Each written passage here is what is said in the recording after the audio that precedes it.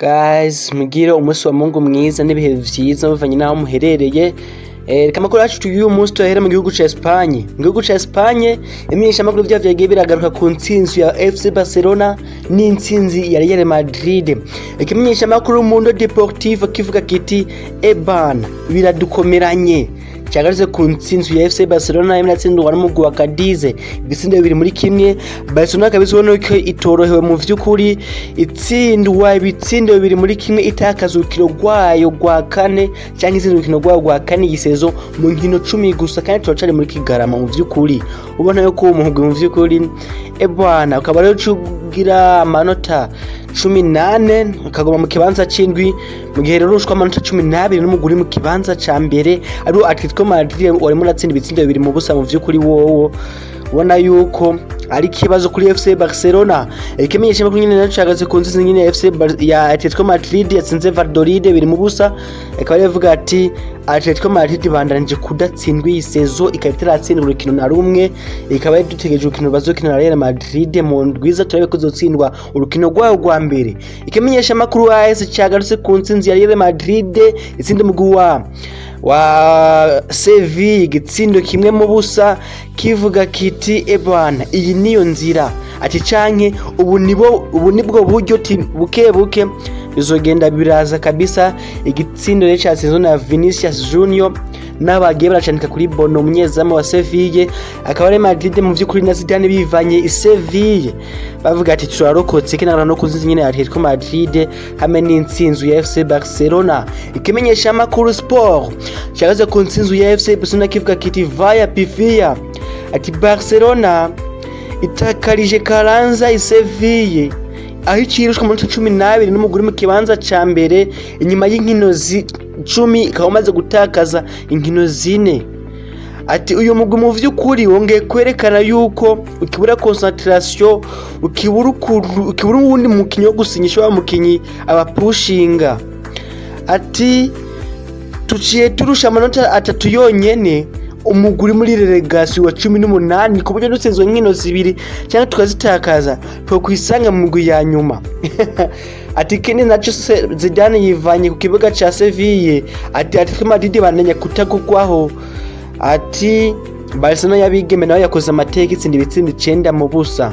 Ukimenyesha makuru maka cyagarutse ku ntsinzi ya Real Madrid kivuga kiti Zidane arose urukingo i Sevilla.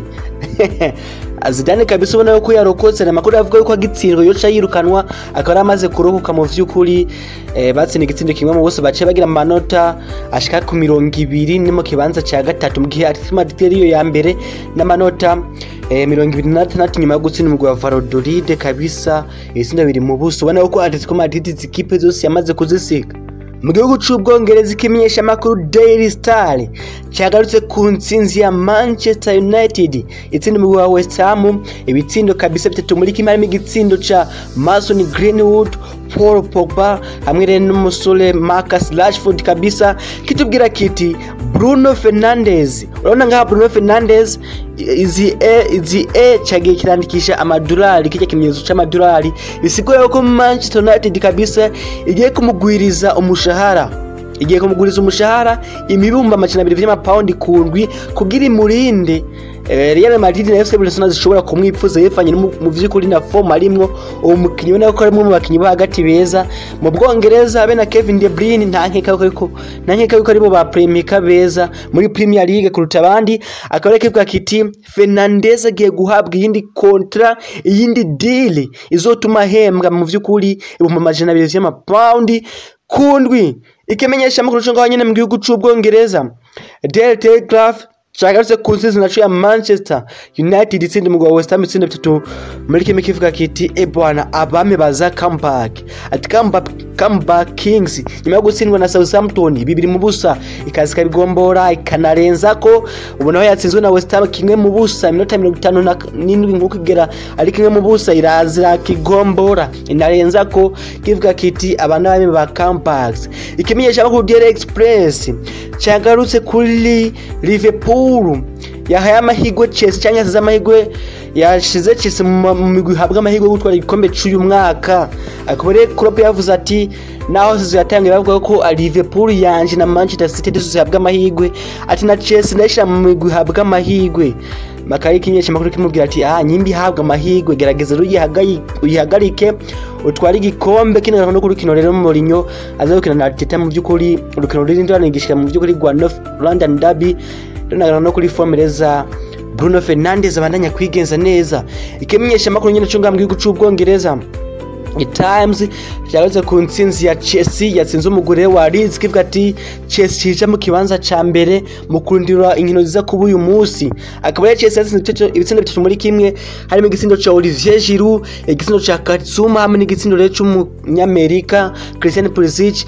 Chelsea yaciye mu kibanza ca 122 ikaba imaze inkino 13 zikurikirana izo muri La Liga idatsindwa. Mu gihugu c'Ubutaliyani kimenyesha makuru Corriere dello Sport cyageze ku ntsinzi ya Inter de Milan yatsinze umugwi wa Bologna ibitsindo bitatu muri kimwe, harimo rero ibitsindo vya Ashraf Hakimi yatsinze bibiri wenyene n'igitsindo rero cyatsinzwe ewara nimbogo kabisa Romelu Lukaku.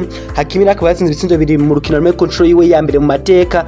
Akaba rero ibitsindo yatsinze yanabituye rero umukinnyi w'umunyamerika kwitaba Imana Mohamed Abalhum, akaba ari we yatuye ivyo bitsindo. Mwikimenyesha makuru twa Sport cyageze ku nzinzi ya Juventus tsinda umugwire wa Torino ibitsindo biri muri kimwe, no yateye comeback kabisa avuga ati abami ba comeback.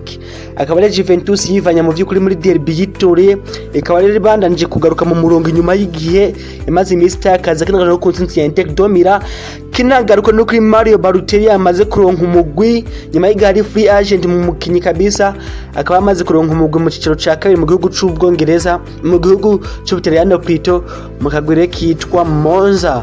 Akaba ari Mario Balotelli mu vy'ukuri umukinyi wa kera wa Liverpool, umukinyi wa kera wa Manchester City, umukinyi wa kera w'umugikomeye mu vy'ukuri nka za Arsenal n'izindi agiye gukina mu mugwi wa Monza mu ciciro cyakari mu gihugu c'Ubutaliyani. Kimenyesha makuru l'equipe mu gihugu c'Ubufaransa yagarutse ku ntsinzi ya Paris Saint-Germain yatsinze mu Montpellier ibitsindo muri kimwe, kitubwira kiti pire sa ati ibitsindo 102 pire cyagaze kuri rero Kylian Mbappé yashikanye ibitsindo 100 kuva ashitse muri Paris Saint-Germain.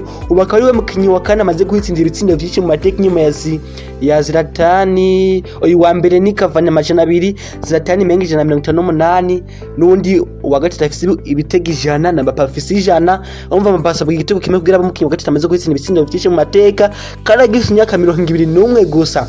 Akora yatsinze igitsindo ciwe c'100 kuva ashitse mw'uwo mugwi. Mu gihugu ca Tanzania bagiye baraka kandi kuri stadion bazonkiza bavuga ati kaze umyeza wa Yanga atezo kumushira mu bakinyi bazoza baratangura mu kibuga. Ati kaze ampeleka side of first 11.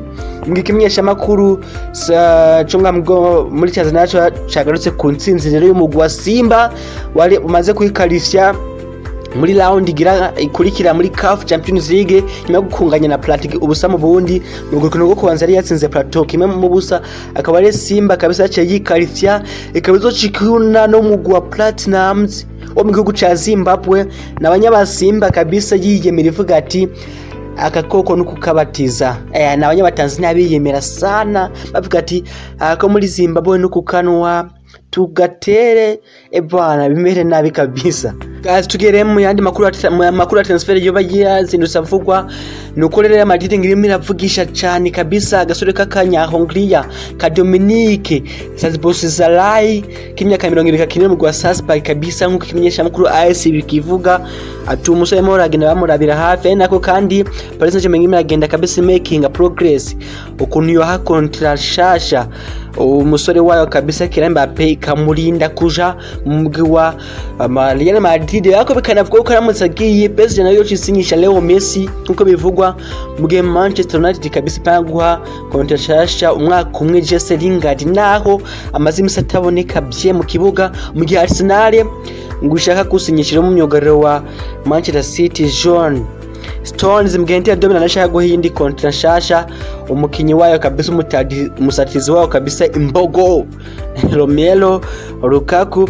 Mugere guys tugiye rero tugiye mu ma statistique yoba yavuye mu nkino zakiyeye. Waruzi ko Koeman amaze gutakaza inkino nyinshi muri La Liga kuruta izo Quique Setién yatakaje mu nkino 20 yamenyereje Barcelona muri La Liga.